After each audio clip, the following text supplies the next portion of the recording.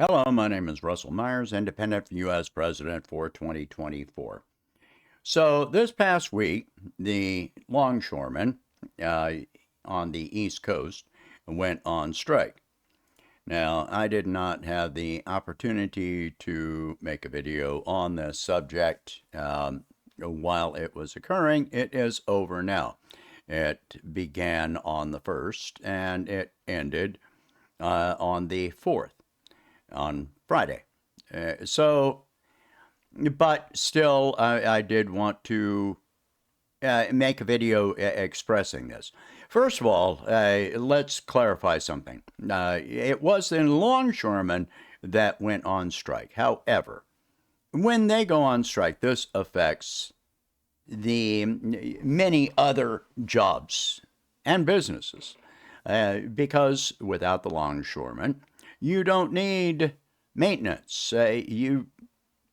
Ports need a lot of maintenance, but without anything moving, you don't need so much maintenance. Yeah, you affect customs. You affect warehouses, truckers, because if nothing's moving, you don't need trucks to move things in and out. You affect maritime workers, ship workers. You affect accounting. Nothing's going in or out. Well, you don't need so much accounting for what's going in or out. So there's just so much more. Businesses that surround the ports that depend strongly on the patronage of the port workers. Well, all those businesses come under stress because they have lost their revenue during the time of the strike. It is estimated that during the time that this strike occurred, it cost the U.S. economy $6 billion a day. I think that's a very conservative estimate. I don't think that is really taking into account absolutely everything. And it's going to take several days to weeks to catch up now that they are no longer on strike. Now, what is my opinion on this? I fully support the port workers, the longshoremen, having the right to go on strike. There were a lot of people that thought that especially the corporations directly involved, thought that the administration was going to order the workers back to work. But that didn't happen. They thought that this was going to happen like it did with the railroad workers. But again, I supported the railroad workers as well. I did not support the concept, the government ordering them back to work. What does this even mean for the government to order people back to work, or what? Or they get replaced, or how long does that take to train new people? How many accidents would occur? We already have so many accidents that occur at ports, on railways, because of people that are poorly trained, people that don't adhere to safety regulations, which takes time to train a person on these things. These workers are vitally important. But I've made it clear, I very much support all workers being able to go on strike. I am in favor of unions. It is literally a policy of mine that I support a union of unions, a national union, not just for workers, but a national union that represents everyone, people that are disabled, people that are elderly. I support a national union.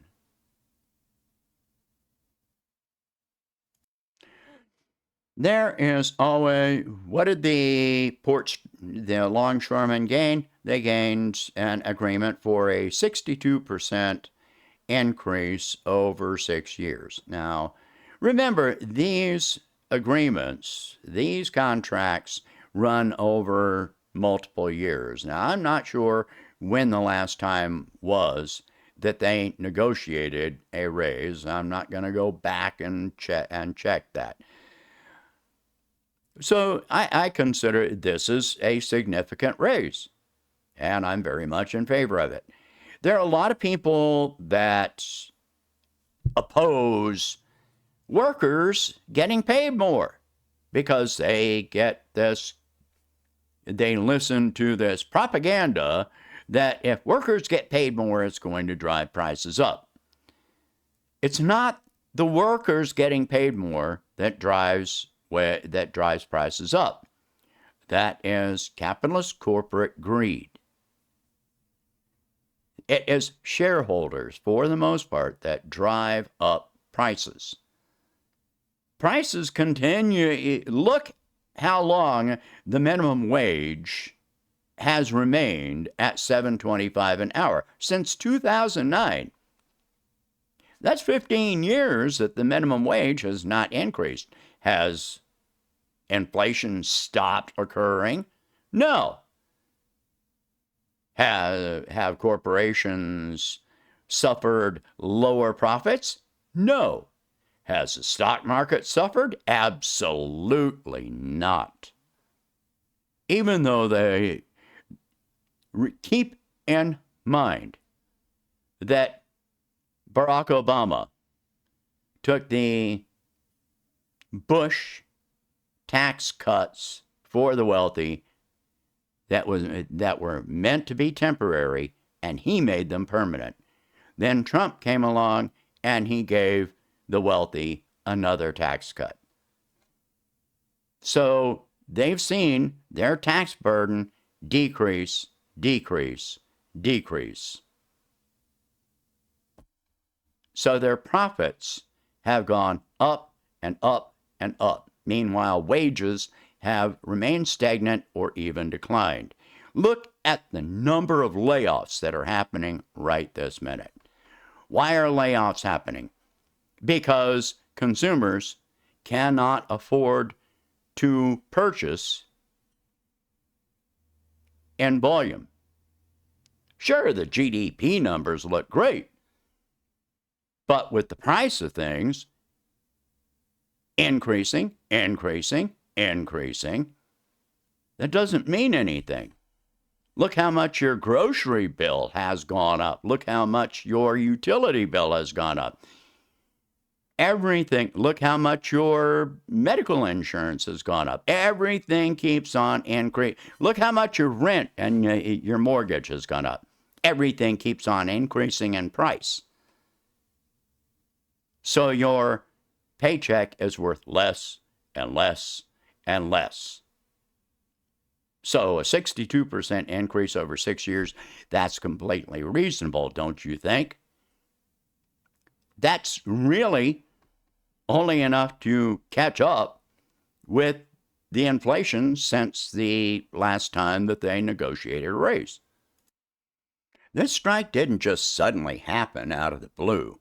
They had been in negotiations for months about this, but the corporations refused to respond to their demands to the degree that they were requesting.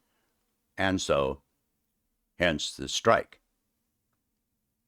We should all have that right.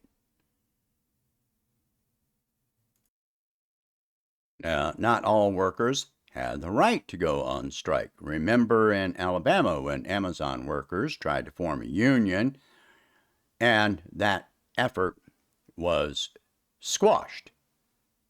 So Did they have the right to go on strike? No, because they weren't unionized. They couldn't get together well enough to form a strike or to negotiate collectively for higher wages.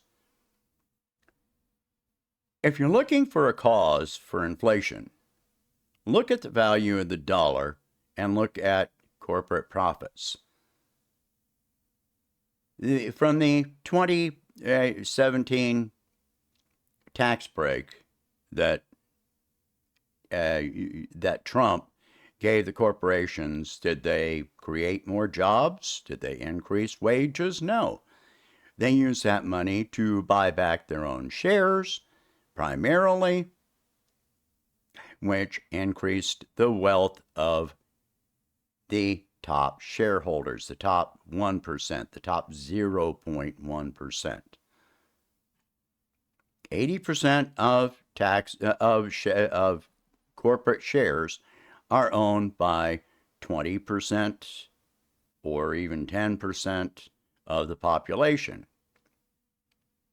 Of that 80%, 80 to 90% of that is owned by the 0.1%.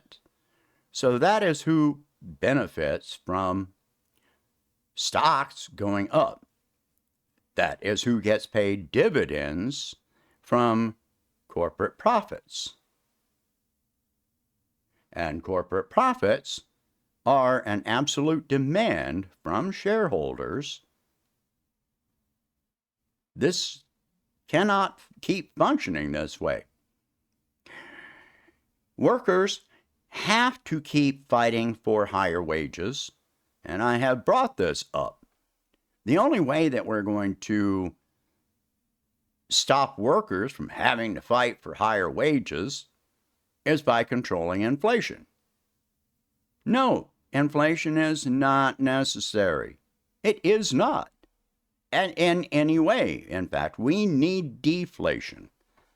The U.S. dollar has lost 90 to 95% or more of its purchasing power in the last century, with 30% of that loss in the last 20 years.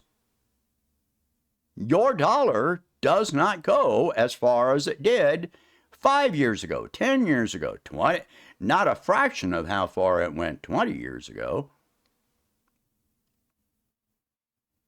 So the only way to control inflation is to put a cap on the percentage of revenue that can be claimed as profit. That if you put a cap on percentage, then what you do is you force the wealthy to increase production, which means creating more jobs, so that they have to make more products. They have to sell more products. But we're already at peak consumerism. What we need is not to keep expanding the economy. We need to stabilize the economy. The higher the prices are on U.S. goods, the less competitive they become, both domestically and internationally. Nobody's going to buy our goods when they cannot afford to buy our goods, either in this country or outside this country. And yet, here we are. We keep on increasing prices. The majority of Americans cannot, at least half of Americans cannot afford a $400 emergency right now without taking on more debt, if that's even possible for them. Probably 70% of Americans cannot afford a $1,000 emergency without taking on more debt. And our debt is the highest in world history. Consumer debt is the highest in world history right now. Defaults are rising.